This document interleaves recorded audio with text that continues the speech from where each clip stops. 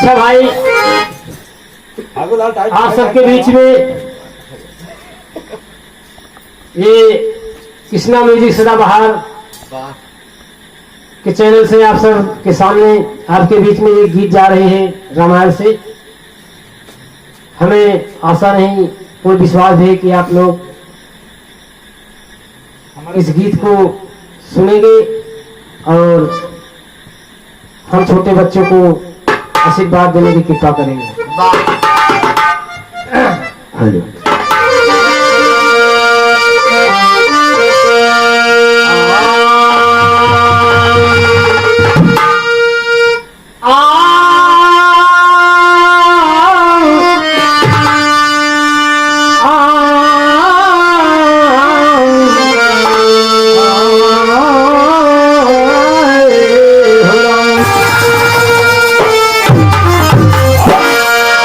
गीत वह समय की बात जिस समय भगवान राम और लक्ष्मण विश्वामित्र मुनि के साथ में जाते हैं और वह समय जब दानव लोग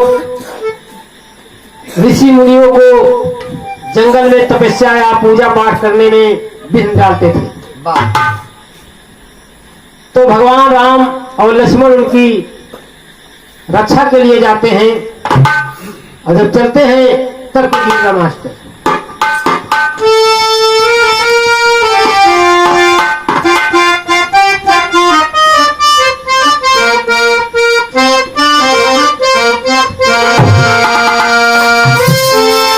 तर्जबा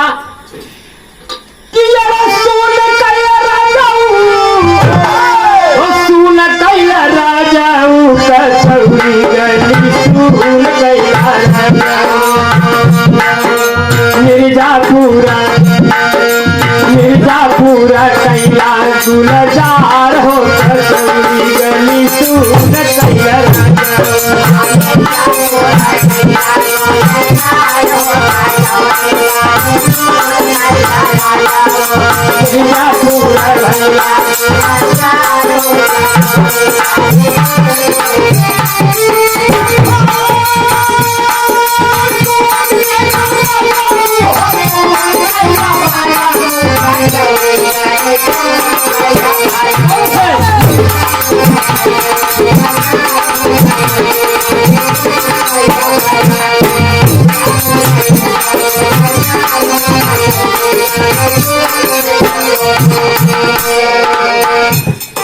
यही भाव में भगवान राम लक्ष्मण मुनि जी के साथ चलते हैं।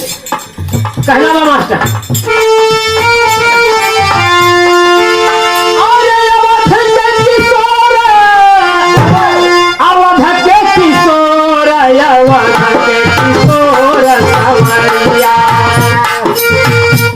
अवध के किशोर समरिया चले हैं जनकपुर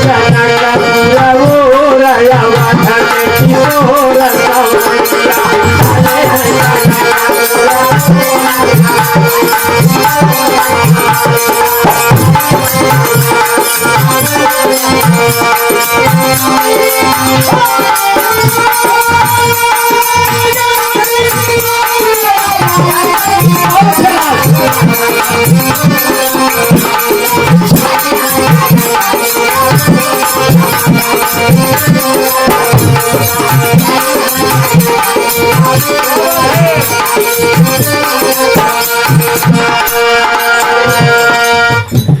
मुनि जी के संघवा में चले दोनों भाई, मुनि जी के संघवा में चले दोनों भाई, देखत सकल मन जाता लो भाई।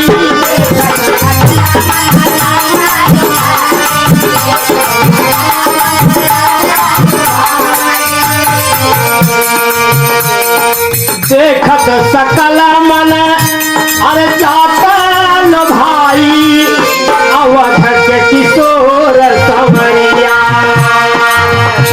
अवध के किशोर संवरिया।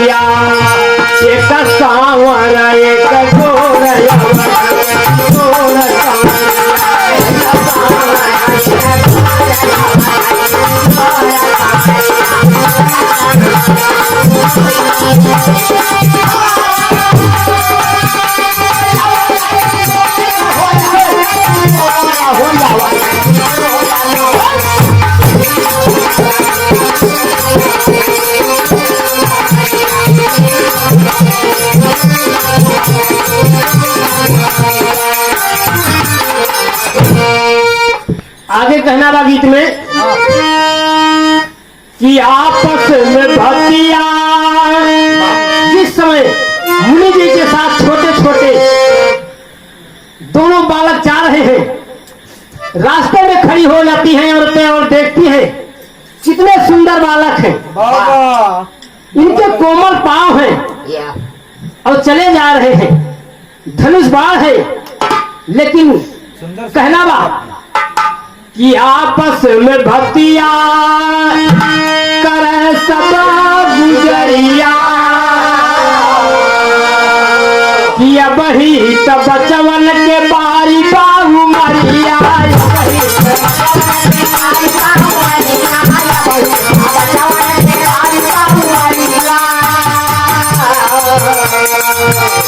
अब ही तब बचवन के बारी बाबू मरिया अवध के किशोर संवरिया, अवध के किशोर संवरिया, एक सावर एक गोर अवध के किशोर संवरिया,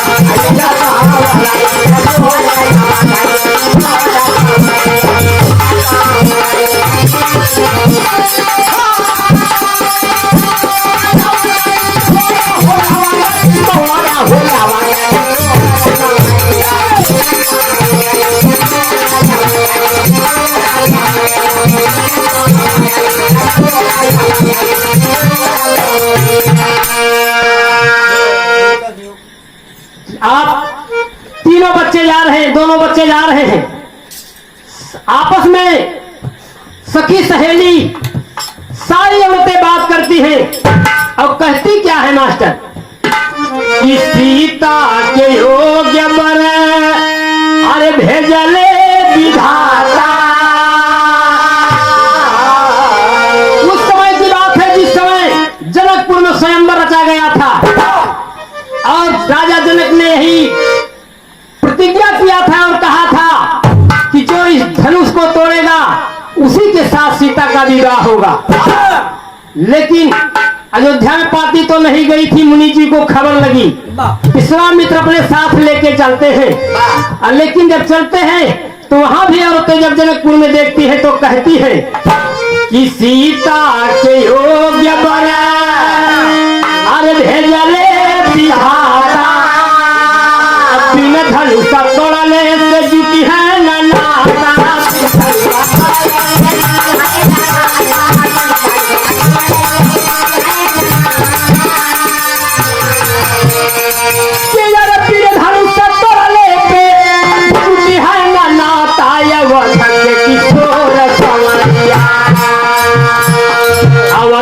किशोर संवरिया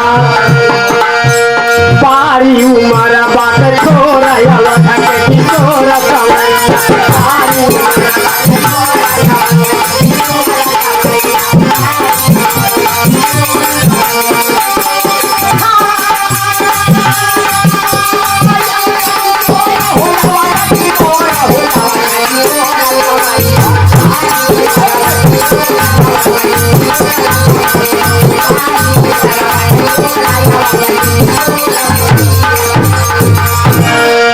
पारी उमर बाटे थोर अवध के किशोर संवरिया।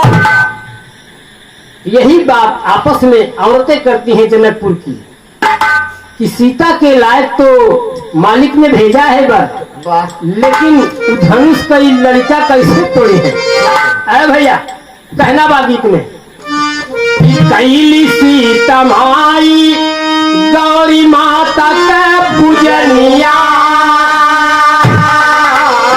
सीता माँ गौरी माता का पूजन करती है और दोनों बालक फुलवारी में घूमने गए हैं। उस समय फुलवारी में घूमने गए हैं कि कैली सीता माई गौरी माता के पूजनिया, तोहरे भरोसे बा हमारी जीवनिया।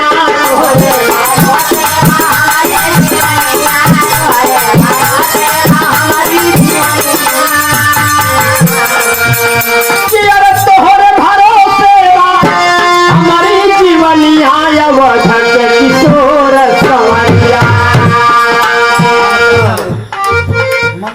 अवध के किशोर संवरिया अरे मन चित दी माई जोर अवध के किशोर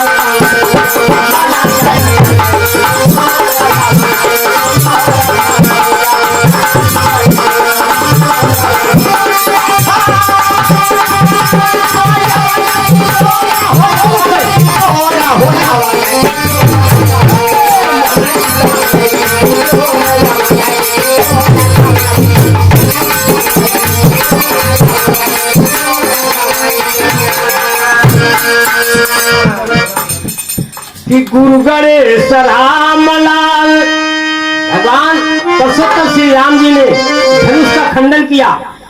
आदेश हुआ मुनि जी का, धनुष का खंडन किया। सीता माँ राम के गले में जयमाल डाल देती हैं। अयोध्या वापस आते हैं।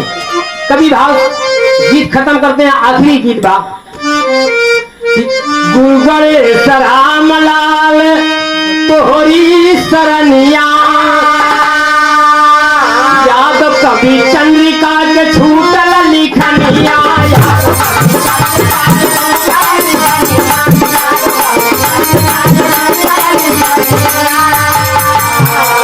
यादव कवि चंद्रिका के छूटल लिखनिया अवध के किशोर संवरिया अवध के किशोर संवरिया राम कवि कहे कर जोर